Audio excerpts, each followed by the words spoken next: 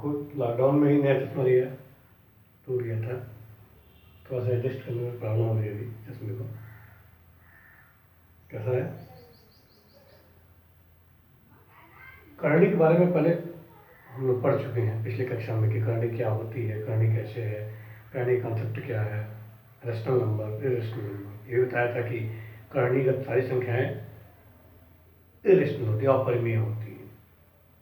करणी के अंदर कभी भी कोई भी पूर्ण वर्ग संख्या, पूर्ण वर्ग प्राकृतिक संख्या नहीं हो सकती, क्योंकि वो करणी के मूलभूत सिद्धांतों का उल्लंघन करेगी और उसको करणी माना ही नहीं जाएगा।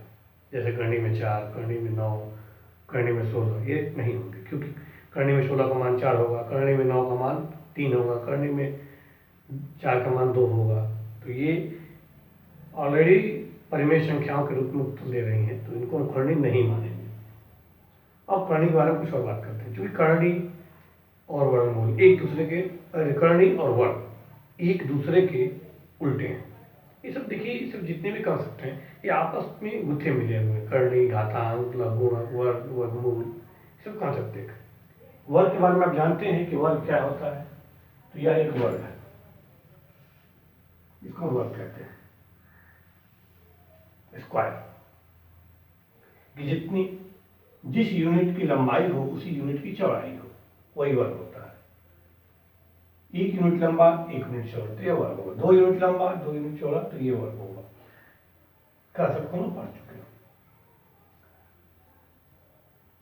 एक महत्वपूर्ण बात बता दें कि अपरिमेय संख्या भी वास्तविक संख्या होती है, रियल नंबर का एक पार्ट है। और हम जानते हैं कि रियल नंबर को नंबर लाइन पर रिप्रेजेंट किया जा सकता है, नंबर लाइन पर प्रदर्शित किया जा सकता है। तो कैसे प्रदर्शित करते हैं? जैसे कि अन्य संख्याओं को प्रदर्शित आप करना देखे हुए हैं। मान लो कि 0 है, ये 1 है, ये 2 है, ये 3 है, 4। वैसे ही ये ऋण 1, ऋण 2, ऋण 3, ऋण 4। शून्य के बारे में बहुत सारी बातें हो चुकी हैं, मैं बता चुका हूँ, पुनः रिपीट कर रहा हूँ। एक प्रथम सेमेस्टर में बताया था आप लोगों को कि शून्य की खोज 498 के आसपास, सबसे 498 ईस्वी में बात, तो उसमें आर्यभट्ट ने आर्यभट्टीय पुस्तक में उसका उल्लेख किया था। लेकिन ठीक उसके 598 ईस्वी में, 598 में, अब मैं थोड़ा सा उसमें कंफ्यूजन है, ब्रह्मगुप्त ने इसका उल्लेख किया था, इसका प्रयोग बताया था। इसके बारे में विशेष बातें बताई थी, शून्य के बारे में, शून्य के गुणधर्म के बारे में। और 12वीं शताब्दी में भास्कराचार्य ने शून्य के बारे में वही सबसे खतरनाक पहलू की बात किया था, सबसे जानदार, जिसका खतरनाक कहते हैं कि 1 divided by 0 is equal to infinite, अनंत। ये 12वीं शताब्दी में विश्व को हमने बताया था, भास्कराचार्य द्वारा ये प्रमाणित हुआ था कि 1 में शून्य से भाग देने पर अनंत मिलेगा। आर्यभट्ट शून्य के बहुत सारे गुणधर्म के बारे में नहीं बता पाए थे, वो राशनल प्रणाली तक ही सीमित थे। उन्होंने ये बताया कि शून्य एक ऐसी संख्या है जिसको किसी भी प्राकृतिक संख्या के दाहिनी तरफ लगा देने पर उसकी मान 10 गुना बढ़ जाता है। अब एक पुराना वो, अब ऐसी गुफा चलता है, ये व्हाट्सएप फेसबुक घूम जाता है कि कौरवों के 100 सिर कैसे थे और पांडवों में क्या कहते हैं, पांडव 5 भाई कैसे थे। जब ऐसे ही 10 का 100 का जहाँ शून्य का उल्लेख हो जाता है, हाँ, रावण के 10 सिर कैसे थे, कौरव 100 कैसे थे, जब आर्यभट्ट ने शून्य की खोज की थी। तो ऐसा नहीं है। संख्याओं को व्यक्त करने के 2 माध्यम होते हैं, एक होता है संख्यात्मक रूप से व्यक्त करना, और दूसरा होता है शब्दात्मक। तो शब्दात्मक रूप पहले प्रचलित था, जैसे कि 10 के लिए दशम, 20 के लिए विषम, ऐसे ही 100 के लिए शत प्रयोग किया जाता था, 1000 के लिए सहस्त्र का प्रयोग होता था, अरब के लिए अर्बुद का प्रयोग होता करता था। ये चलता रहता था। ये शब्दात्मक रूप से पहले एग्जिस्ट में था, लेकिन यह संख्यात्मक रूप में आर्यभट्ट के बाद आया। तो इसमें कंफ्यूजन की आवश्यकता नहीं कि पहले कैसे था, इन सारी बातों को, ये शब्द ऑलरेडी अस्तित्व में थे। यहाँ ही नहीं, जो रोमन अंक है जिसको आप IV के द्वारा डिनोट करते हैं, वहाँ भी थे। जैसे कि अरब लिपि में 10 के लिए प्रयोग करते हैं 10, 100, 10 के लिए, 50 के लिए, ऐसे प्रयोग किया था ना, 10, 50, 100 के लिए, L का, C का, D का। इसे हम लोग करते हैं, सॉरी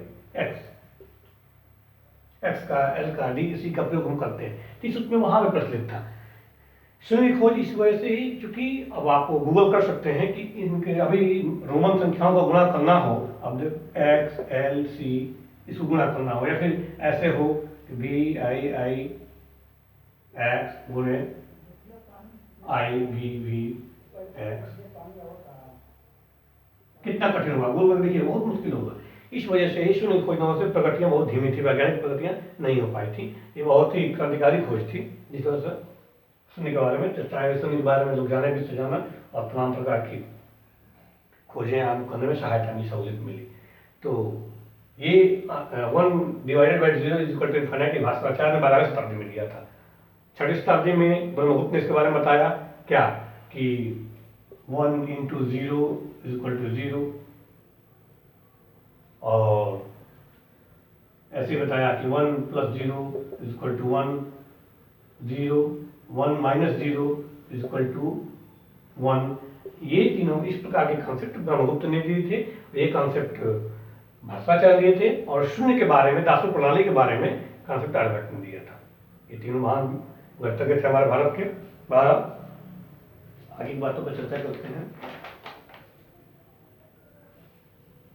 हाँ, तो बात करते हैं शून्य को, क्योंकि करणीगत संख्या भी अपरिमेय संख्या होती है, और ये करणी वाली संख्या भी वास्तविक संख्याएं हैं, अतः इनको हम संख्या रेखा पर प्रदर्शित कर सकते हैं। संख्या रेखा प्रदर्शित करने का मतलब यही, जैसे आप जानते हैं कि 1 यूनिट दिखाना हो, यहाँ से यहाँ तक 1 यूनिट है। अब रिप्रेजेंट कर दें, मैं कहूँ कि संख्या रेखा 5 को दिखाइए, तो आप कहेंगे 1 2 3 ऐसे, 0 से 1 पे चले आप, 1 से 2 पे, 2 से 3 पे, 3 से 4 पे, और यहाँ पे 5 हो तो 5, और पुनः कहा जाएगा कि यहाँ से यहाँ तक ये हमारी दूरी 5 यूनिट हो गई। ऐसे चला जाता था। लेकिन चूंकि करणी में 2 ये भी एक वास्तविक संख्या है, तो इसको हम कैसे रिप्रेजेंट करेंगे?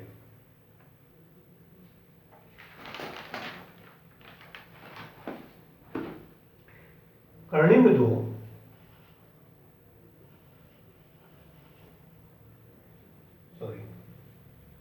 एक सेकंड,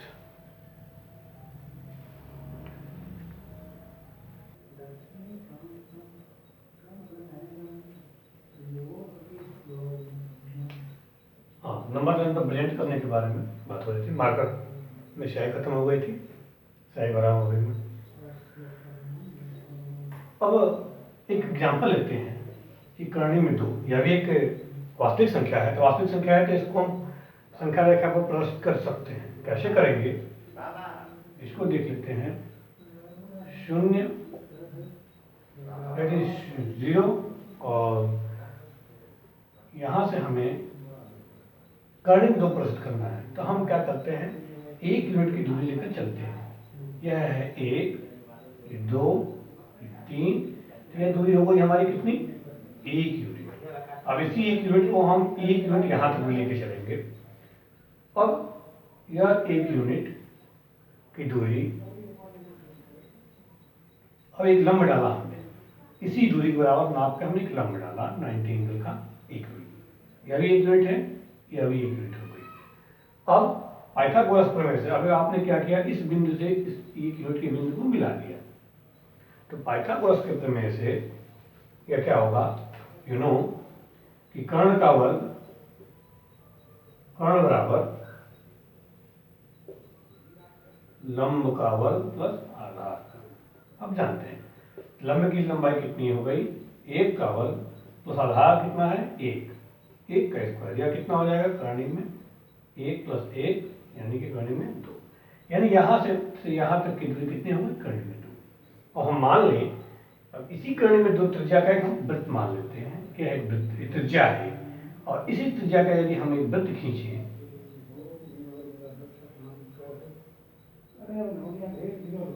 अब यहाँ से यहाँ तक का हम वृत्त खींचते हैं, तो यह चीज यहाँ आ रही है, आप देख रहे हैं। अब इसी चीज को हम मान लेते हैं, यह जहाँ पॉइंट कट करता है, तो चूंकि जब यह इतनी दूरी यह कट करता है, मान लीजिए बिंदु ए पर, यह बिंदु था आपका, यह ए पे कट करता है, तो जो दूरी OB होगी वही दूरी ओ ए भी होगी। तो ओ बी की दूरी करनी में 2 है, तो ओ ए की दूरी भी कितनी हो जाएगी, करनी में 2। ये करनी में 2 का रिप्रेजेंटेशन है, यानी कि ओ से ए तक की दूरी यह हमारी करनी में 2 होगी। इसी प्रकार से करनी में 3, करनी में 2 इस प्रकार से किया जा सकता है। अब करनी में 2 ले लिया हमने, अब यहाँ से 1 यूनिट और ले लेंगे अभी हम 1 यूनिट, तो यह हमारी दूरी हो जाएगी 2। अब इसको लेकर 1 यूनिट मान लेते हैं, यहाँ से यहाँ तक तो करने में 2 बस 1। अब इसको मान करेंगे, जैसे करने में 3, करने में 5, ऐसे करके हम प्रदर्शित कर सकते हैं। इसका अर्थ क्या है कि वास्तविक संख्याओं को, प्रत्येक प्रकार की वास्तविक संख्याओं को हम संख्या रेखा पर प्रदर्शित कर सकते हैं, चाहे वो इंटीजर्स हों या positive integers, negative integers, odd number, even number, zero, including rational number, irrational number, सबको हम रिप्रेजेंट कर सकते हैं। दशमलव की संख्याएं, दशमलव संख्याओं को प्रदर्शित करना चाहें तो कर सकते हैं, जैसे कि 1/2 है या एक रैशनल नंबर है। चाहे 0.5 है, इसको प्रदर्शित करना हो तो जानते हैं 0.5 का अर्थ क्या होता है कि 5/10 यानी कि 1/2। 5/10 का सीधा सीधा अर्थ है कि 10 हिस्सों में 5 हिस्सा। 1/2, एक यदि 1 यूनिट यहाँ से यहाँ तक की दूरी 1 यूनिट है, यहाँ से यहाँ तक की दूरी 1 यूनिट है, 1/2 यहाँ से 1/2 हो जाएगी हमारी। करेक्ट। इस प्रकार से हर प्रकार की संख्याओं को हम इस पर प्रदर्शित करते हैं, केवल इमेजिनरी नंबर्स को छोड़ करके अन्य सभी वास्तविक संख्याओं को हम संख्या रेखा पर प्रदर्शित कर सकते हैं। चलिए करनी के बारे में कुछ और बातें की जाए। एक प्रश्न था,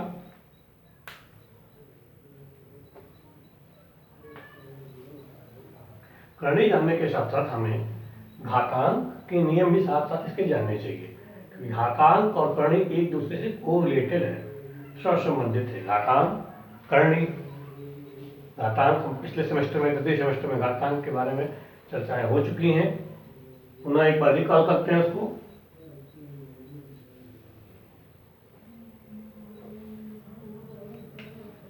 जैसे कि घातांक के नियम क्या है, a to the power m plus b to the power n यदि है, इसको हम क्या कर सकते हैं, a to the power m plus b to the power n है, इसे हम क्या कर सकते हैं, इसे हम कुछ नहीं कर सकते, इसको हम ऐसे ही लिख देंगे, क्योंकि ना ही इसमें घातांक समान है और न इसमें आधार समान है। जब आधार समान होता है तो घातांक आपस में जुड़ जाते हैं, ये वही का वही रह जाएगा, कोई परिवर्तन नहीं। कम्यूटेटिव व्यवहार करता है, इधर उल्टा जोड़ भी सकते हैं। Suppose a to the power m plus e to the power m, ऐसे है तो क्या होगा, या एक कोई क्वांटिटी है या एक दूसरी यूनिट है, तो एक a to the power m और एक e to the power m, इसका मतलब क्या हो जाएगा 2 e to the power m, मतलब कि एक आम और एक आम, दो आम, तो वैसे ये हो जाएगा 2 e to the power m। देखो फैन नहीं चला रहा हूं क्योंकि फैन का आवाज कैच करता है, यानी कि जनरलाइज कर दिया जाए a to the power m plus a to the power m, मान लो 5 बार, ये 2 बार था तो 2 लिख दिया हमने, ये 3 बार होगा, 1 2 3, तो क्या हो जाएगा 3 a to the power m। यदि यह 5 बार हो a to the power m, a to the power m, a to the power m, a to the power m, a to the power m, 1 2 3 4 5, 5 a to the power m। वैसे ही यदि यह quantity n बार repeat होती है और m data जितनी बार n बार, तो क्या होगा n a to the power m। ये जनरलाइज फॉर्मूला है इसका, जनरलाइजेशन व्यापक फॉर्मूला। अब हम बात करते हैं अन्य फार्मूलों की।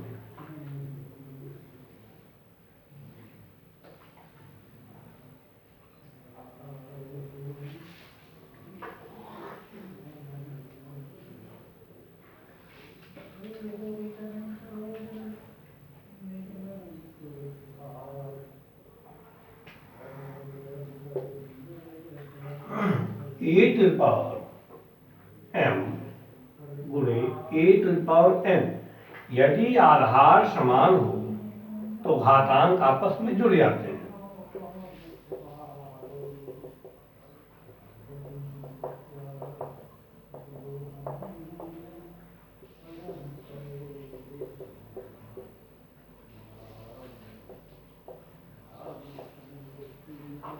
ए to the power m A to the power n, यहाँ आधार समान है तो क्या होगा, घातांक जुड़ जाएंगे। इसका अर्थ क्या होगा, A to the power m plus n। Example क्या है, 2 के घाते 5 गुणे 2 के घाते 6। आधार समान है तो घातांक क्या होंगे, जुड़ जाएंगे। क्या हो जाएगा, 2 के घाते 5 धन 6 2 के घाते 11। इसको चाहे तो आप प्रैक्टिकली देख सकते हैं। 2 बार 5 गुणा 1 2 3 4 5 1 2 3 4 1 2 3 4 5, ये हो गया यहाँ तक का पार्ट। 1 2 3 4 5 6, कुल मिला के 1 2 3 4 5 6 7 8 9 10 11। एक नियम हो गया। दूसरा नियम कि A to the power m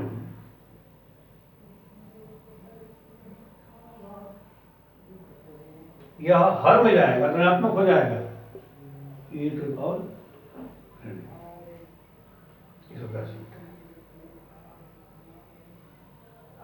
ये दोनों बराबर है। इसको ऐसे भी कहा जा सकता है कि मान लो ए टू द पावर m है, ऊपर आएगा ए टू द पावर ऋण हो जाएगा, चिन्ह बदल जाएंगे ऊपर आते ही। इसका भी जनरलाइजेशन है। जैसे कि अब देखो कि A to the power m बटे ए टू द पावर n, इसका अर्थ क्या होता है, आप जान चुके हैं कि ये नीचे कोई संख्या है घातांक के रूप में, ऊपर जाएंगे तो घातांक का चिन्ह बदल जाएगा। तो ए टू द पावर m गुणे 1 बटा ए टू द पावर n बराबर ए टू द पावर m गुणे ऊपर जाते चिन्ह बदल गया ए टू द पावर ऋण। अभी हमने बात किया कि जब आधार समान हो तो घातांक आपस में जुड़ जाते हैं, तो ये घातांक भी जुड़ जाएंगे अपने चिन्ह के साथ। A to the power m plus ऋण n, A to the power m minus n। यह A to the power m और n, अब इसी को आप चाहे तो साधारण तरीके से सीधे सीधे लिख सकते हैं कि A to the power m upon A to the power n equal to A to the power m minus n। यह जनरलाइज फॉर्मूला हो गया।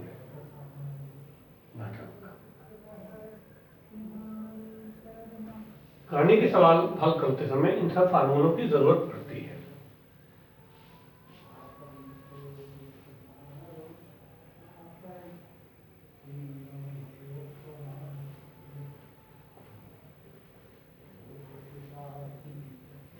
इनकी जरूरत इसलिए पड़ती है क्योंकि आप करनी की घात जितनी होती है वही से घातांक का व्युत्क्रम हो जाता है।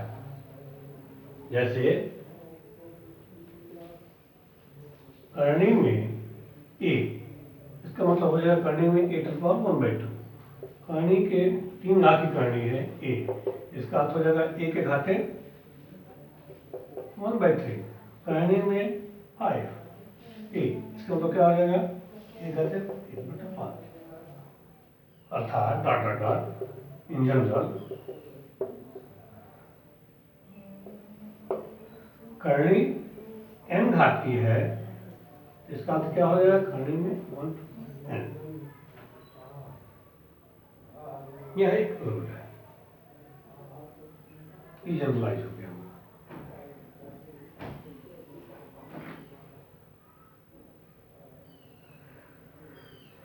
दूसरी बात, यदि करनी इस प्रकार की है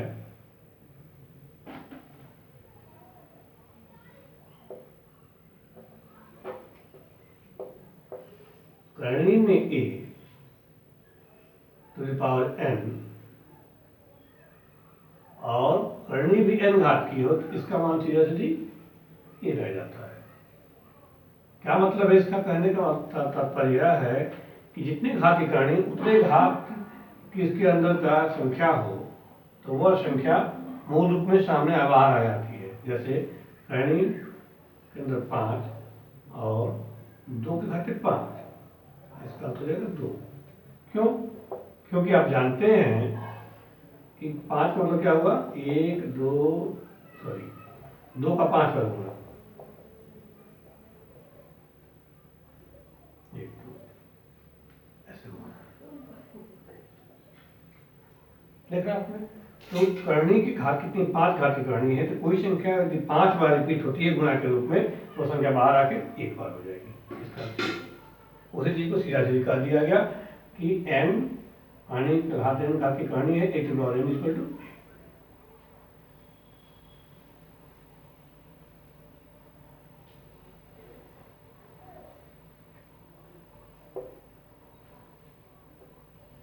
a to the power 0 equal to 1। ये बहुत ही परिचित फार्मूला है, सब जानते हैं।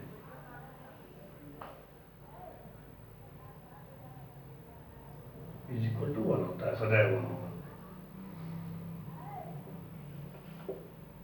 दूसरा आइटम की बारे में बात की जाए,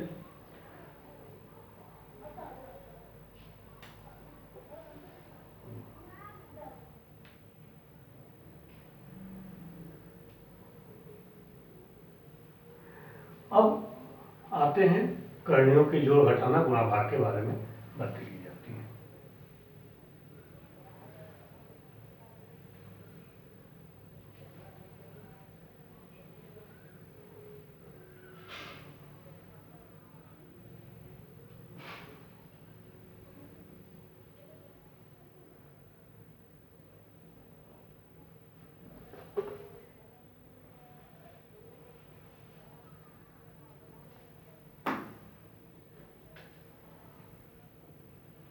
एक शब्द आता है परिमेयीकरण, रैशनलाइजेशन।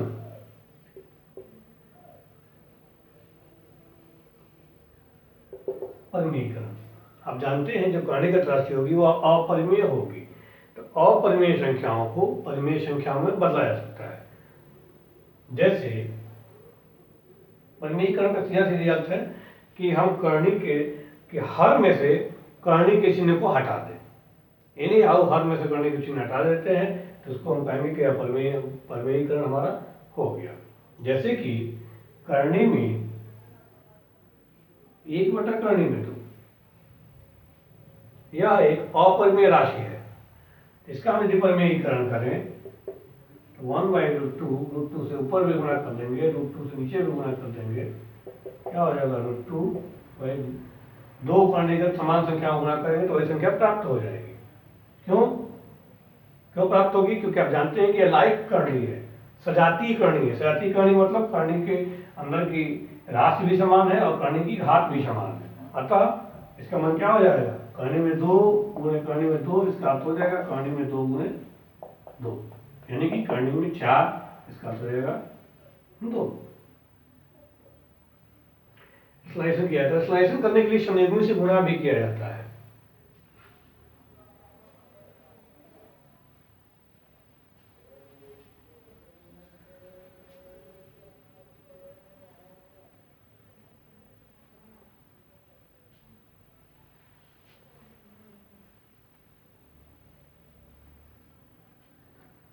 परिमेयीकरण पर हम आगे चर्चा करेंगे, पहले थोड़ा सा बात कर लें करने वाले प्रश्नों पे।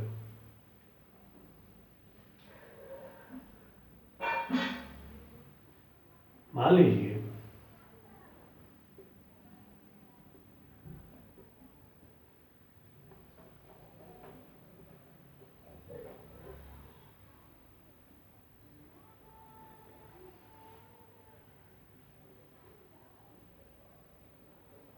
इसका मान क्या हो जाएगा, करणी में 2 गुणे 2 गुणनखंड करते हैं, 1 2 3 4, 2 दूनी 4 दूनी 8 दूनी 4 गुना हुआ।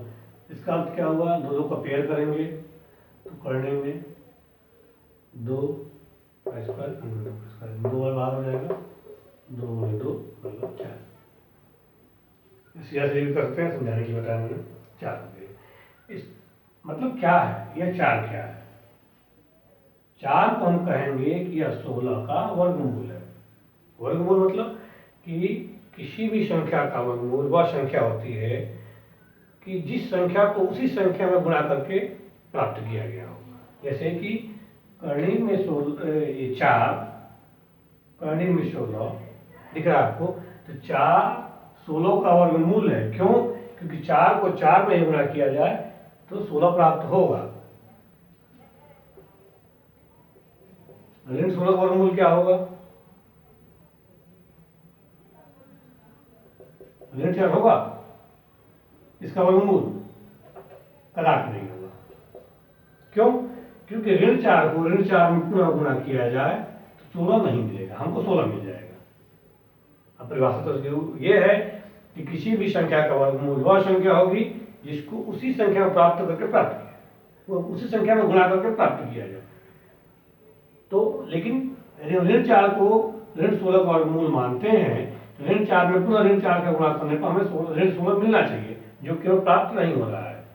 तो इसलिए ऋण 4 16 का वर्गमूल होगा, न कि ऋण 16 का। ऐसी कोई संख्या ज्ञात नहीं है जिसका उसी संख्या में गुणा करने पर ऋणात्मक मान प्राप्त हो सके। किसी भी ऋणात्मक संख्याओं का वर्गमूल कोई ऋणात्मक संख्या नहीं हो सकती।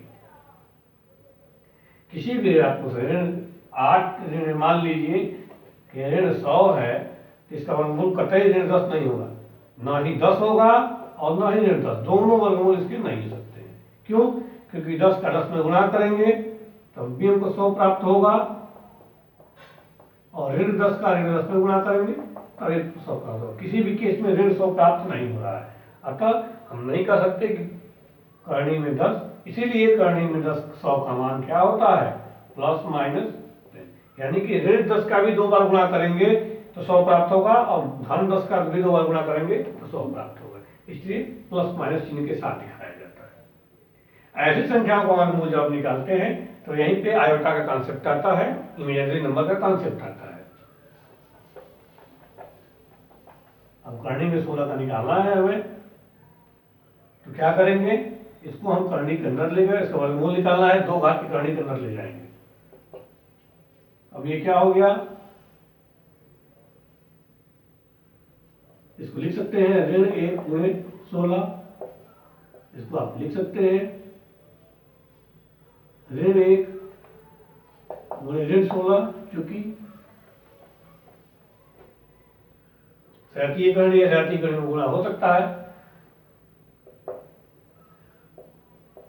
अब इस 16 का वर्गमूल हो जाएगा 4, हो गया। अब इसी को एक नया नाम दिया गया था आयोटा, आई से दिखाया जाता है। इसी को हम कहते हैं आई, यानी आई गुणे 4, इसको 4i भी कहा जाता है। ऋण 16 का वर्गमूल क्या होगा? 4i, यानी कि करणी में -1 का मान होता है i, या कह सकते हैं कि i स्क्वायर इक्वल टू ऋण 1।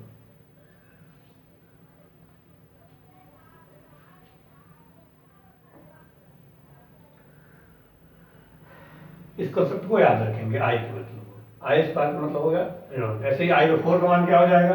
कभी कोई छोटे छोटे प्रश्न पूछ दिए जाते हैं, आई टू पावर 4 इक्वल टू क्या होगा? तो आप क्या करेंगे? यानी आई टू पावर 4 का मतलब आई स्क्वायर गुणे आई स्क्वायर। तो आई स्क्वायर का मान कितना होता है?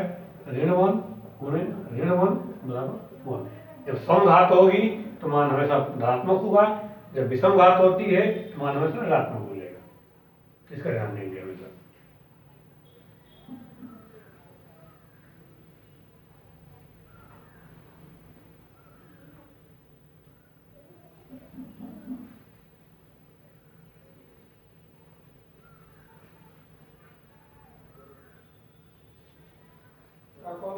करणी के मानों में, करणी के मान कैसे होंगे? कि करणी ऐसी संख्या में बनाएंगे। अब जैसे देखिए प्रश्न ऐसे पूछे, छोटे छोटे प्रश्न पूछे कैसे जाते हैं। एक शब्द आता है पूर्ण वर्ग बनाने के बाद, क्योंकि कुछ दिया जाता है कि पूर्ण वर्ग कैसे बनाएं, ऐसे दे दिया जाए। कुछ दिया जाता है कि 168 में क्या जोड़ें कि यह पूर्ण वर्ग बन जाए। पूर्ण वर्ग मतलब कि किसी संख्या का उसी संख्या में गुणा करने पर वह संख्या प्राप्त हो जाए, दी गई संख्या प्राप्त हो जाए। तो इसको हम तब यहाँ पे वर्गमूल निकाले जाते हैं। वर्गमूल निकालने के लिए दो विधि प्रचलित है वर्गमूल निकालने की। कौन कौन सी? एक विधि प्रचलित है गुणनखंड विधि, और दूसरी विधि प्रचलित है भाग विधि, और तीसरी भी एक विधि है जिसे अप्रॉक्सीमेट मेथड कहते हैं। वो उतनी सन्निकटन विधि, अप्रॉक्सीमेशन मेथड, ये उतनी प्रासंगिक नहीं है। ऑथेंटिक रूप से इन दोनों को माना जाता है। इसमें भी सबसे महत्वपूर्ण विधि यह है कि जब इस प्रकार के प्रश्न आपको दे दिए जाएं कि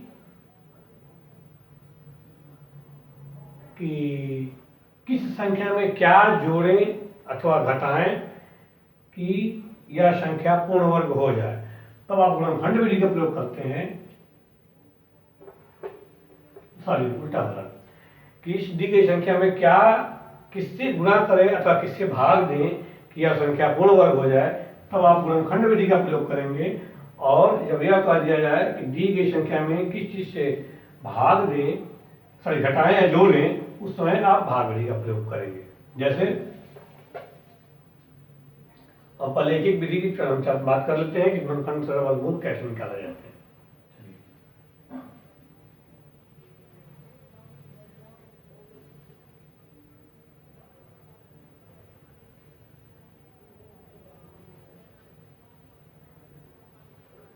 क्योंकि करणी के सवाल में वर्गमूल के बार बार उपयोगिता होती है, इसलिए मैं सबको एक साथ लेकर चल रहा हूँ। वर्गमूल, करणी, घातांक, ये तीनों को हम एक साथ लेकर चल रहे हैं। तीनों का कंसेप्ट आप अलग अलग ढंग से जान चुके हैं, तीनों क्या क्या है, लेकिन तीनों के सवालों में तीनों की जरूरत पड़ती है हमें, इसलिए तीनों को जानकर तीनों के साथ पढ़ेंगे और तीनों के सवाल लगाएंगे। गुणनखंड विधि से वर्गमूल निकालना।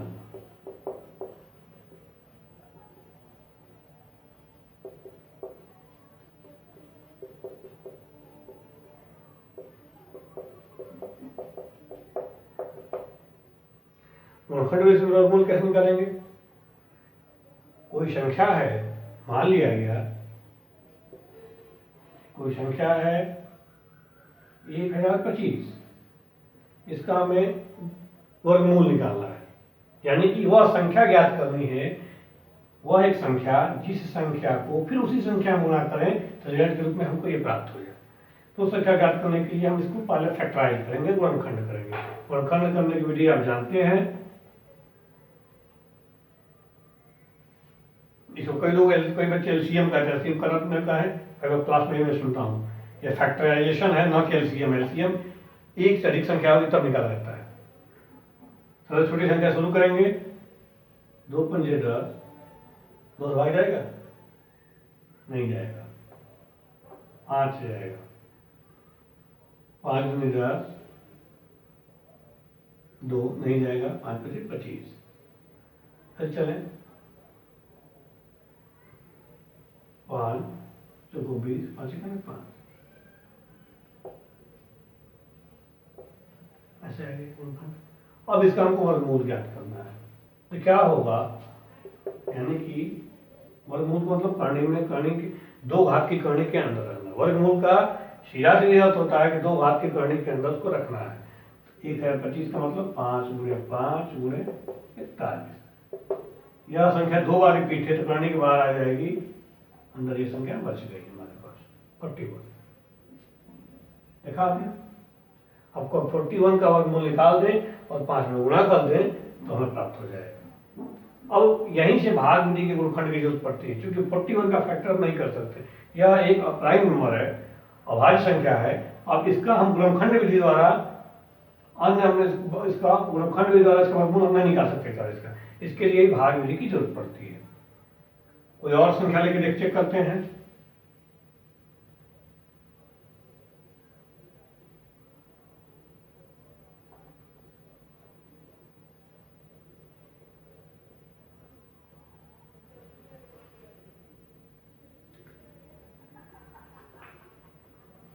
अंशवारक वर्गमूल निकालना है, तो अंशवारक वर्गमूल निकालने के लिए हम इसका पहले गुणनखंड करेंगे। 2 दूनी 4, तो छोटी संख्या 2 लेकर चेक करते हैं। अंत में 2 है तो यह अंत में 2 हो, 0 हो, 4 हो, 8 हो, तो यह संख्या 2 से विभाजित होगी ऐसा मानना है। 2 दूनी 4, 1 बचा। यानी कि क्या करते हैं कि दी गई संख्या में 2 से भाग देकर भागफल लिखते हैं। कॉन्सेप्ट क्या है इसका, ये क्यों ऐसा लिखते हैं, क्या आपने कभी सोचा है? नहीं सोचा हो कि हम क्या करते हैं, इस दी गई संख्या को ऐसी संख्या से भाग देते हैं कि शेष पर 0 बचे और उस भागफल को यहाँ पे लिखा जाता है हमेशा। तो भागफल को हम बार बार विभाजित करके अंत तक लेके चलते हैं। 512 में भाग दीजिए कहीं किनारे 2 से। 2 दूनी 4, 1 बचा। 2 पंचे 10, 1 बचा। 2 छक्के 12, 256। अब हम 256 को यहाँ लिख लेंगे। 256। अब हमें ऐसी संख्या ही तलाश करनी है जिससे भाग देने पर और शून्य, यहाँ पे शून्य शेषफल मिले हमें। पुनः 2 से देखेंगे क्योंकि अंत में 6 है और 6 2 से विभाजित हो, संख्या 2 से विभाजित होगी। पुनः डिवाइड करते हैं। 2 1 कर 2 दूनी 4, 2 8 16। पुनः करते हैं वैसे, यानी भागफल में लिख रहा हूँ, केवल भाग करके हम भागफल लिख रहे हैं। 2 छक्के 12, 2 चौको 32। 2 से भाग देंगे 25 में 16। 2 से भाग देंगे 8। पुनः 2 से भाग देंगे 4। 2 से भाग देंगे 2। 2 से भाग देंगे 1।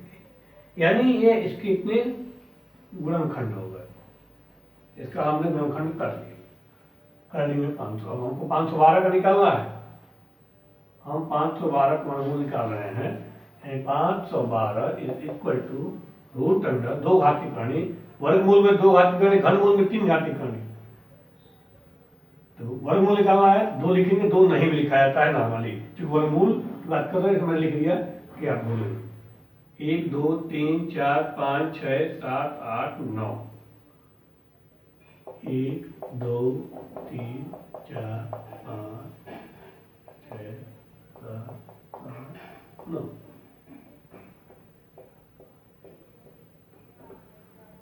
एक 2 3 4 5 6 7 8 9।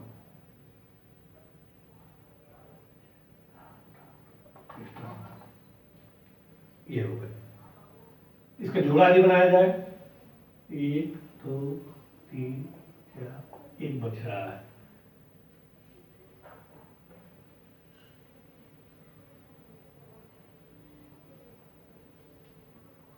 क्या हो गया, करणी के अंदर 2 घात करणी है तो करणी के अंदर यदि संख्या 2 बार होगी तो एक बार लिखेंगे 2। ये भी है 2, इस जगह पे 2 1 2 3 जोड़ा 4 जोड़ा आपको दिख रहा है और साथ साथ 1 बच जा रहा है। इसका कोई जोड़ा नहीं है इस 2 का, इसको कैसे लिखने देंगे। 2 दूनी 4 दूनी 8 दूनी 16। करणी में 2। ये हो गया। अब देखिए यहीं से बात आती है कि किस संख्या से गुणा करें अथवा किस संख्या से भाग दें। आपसे ऐसे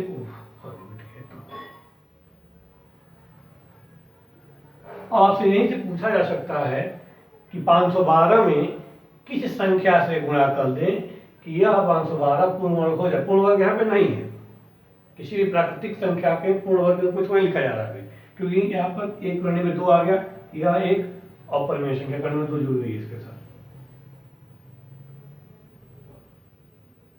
देख रहे हैं आप। अब देखिए, अब यही पूछ लिया जाए कि 512 में किस संख्या से गुणा कर दिया जाए कि यह पूर्ण वर्ग हो जाए। देखिए यहाँ पे इस 2 का कोई पेयर नहीं है। इस 2 का हम करने 512 का मान है, 512 का मान बताइए। तो इस दो का कोई पेयर नहीं है। इसका मतलब यह है कि दो से यदि गुणा कर दिया जाए, एक इसमें जोड़ा और बन जाता, और जब एक जोड़ा बन जाता तो ये भी दो होता, जब ये दो होता तो ये भी कर्ण बाहर आ जाता, तो गुणे दो तो यही कर्ण, यह दो एक ऐसी संख्या है कि जिससे गुणा कर देने पर यह 512 पूर्ण बन जाएगा।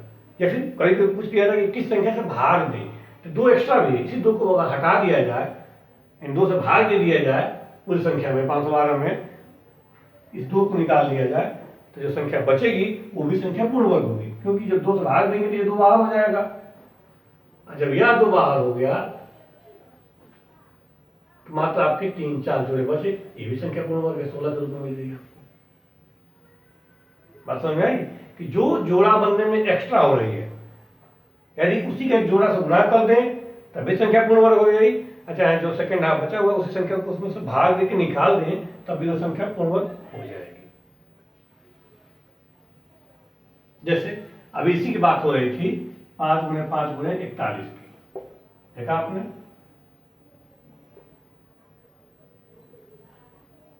ये 25 से 25 25 100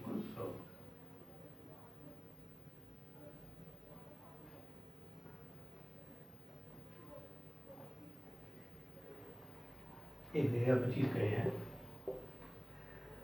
कर्ण में 25 का वैल्यू है। अब इसी को लेकर कहा जा सकता है, क्योंकि एक है 25 का हम गुणनखंड जब कर रहे हैं तो 5 गुणे 5 गुणे 41 मिल रहा है। जोड़ा बनाने में हमको 41 की पड़ रही है, पूर्ण वर्ग ये तो है, लेकिन ये एक्स्ट्रा हो रहा है। या तो इसका है कि जोड़ा यहाँ मौजूद हो, या फिर 41 दोनों ये भी मौजूद ना हो, तब तो पूर्ण वर्ग होगा। तो पूछा जाए कि 1/25 में किस चीज से गुणा कर दें कि यह 1/25 पूर्ण वर्ग हो जाए, तो आप कहेंगे 41 से, क्योंकि 41 से गुणा करेंगे ये पूर्ण वर्ग बना लेगा। या फिर ये भी पूछ लिया जाए कि 1/25 में किस चीज से भाग दें कि पूर्ण वर्ग हो जाए, तो आप कहेंगे 41 से। 41 घटा देंगे, भाग देंगे तो 41 कट जाएगा, बचेगा 5 फिर भी पूर्ण वर्ग है। इस प्रकार से यदि गुणा भाग करने की बात की जाती है तो हम गुणनखंड विधि से उसका उस संख्या का गुणनखंड करेंगे, और जिस संख्या का जोड़ा नहीं बन रहा है यदि गुणा करने पूछा जाए किस संख्या से गुणा करेंगे तो दी गई संख्या पूर्ण वर्ग हो जाएगी, तो उसके जोड़े से गुणा कर लेंगे। या जब भाग देने की पूछा जाए जिस संख्या का जोड़ा नहीं बन रहा है उस संख्या से भाग दे देंगे, तो वह संख्या पूर्ण वर्ग होगी। चलिए आगे बढ़े।